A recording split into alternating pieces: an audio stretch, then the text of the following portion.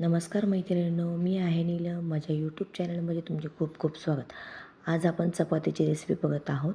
त्यामध्ये आपण कणकेचा एक छोटासा गोळा घेतला आहे आणि तो थोडासा लाटून घेतला आहे. त्यावर आपण थोडं तेल लावून घेत आहोत.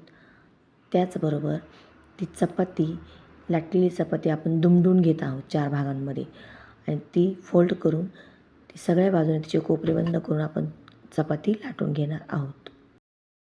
त्यानंतर चपाती आपण तव्यावर शेकण्यासाठी टाकलेली आहे. चपातीचा एक भाग चांगल्या प्रकारे शेकून घेत आहोत. पुढे चपाती शेकली गेलेली आहे आणि आपण चपाती उलटून दुसऱ्या बाजूने आपण चपाती शेकून घेत आहोत. बघा मैत्रिणींनो, चपाती छान प्रमाणे शेकल्या जात आहे आणि चपाती लाटताना व्यवस्थित लाटणं गरजेचं आहे, तरच ती चपाती आपली चांगल्या प्रकारे फुलते. चपातीचे सगळे काठ सारखे लाटले गेलेले पाहिजे आणि चपाती खूप जाडही नको आणि खूप पातळही नको.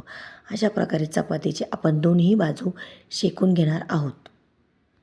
चपातीची वरची आणि खालची दोन्ही बाजू चांगल्या प्रकारे शेकून गेलेली आहे आणि हळूहळू चपाती शेकत आहे.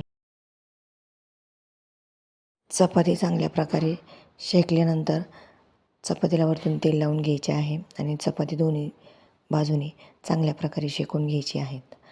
अशा प्रकारे टम्मट फुगलेली चपाती तयार झालेली आहे. मैत्रिणींनो, तुम्हाला जर माझा व्हिडिओ आवडला असल्यास माझ्या चॅनलला लाईक करा, सबस्क्राईब करा आणि व्हिडिओला असाच प्रतिसाद द्या.